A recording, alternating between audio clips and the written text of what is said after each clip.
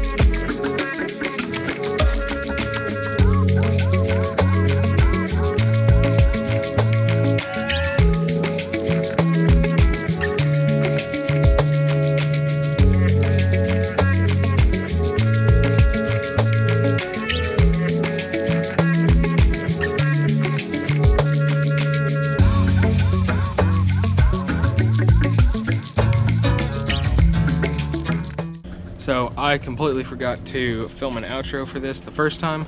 So thank you for sticking around till the end of the video. If you like what you saw, go ahead and click that thumbs up. Don't forget to subscribe. There are links down in the description below that help support the channel and help me keep me in the workshop. And I will see y'all on the next one.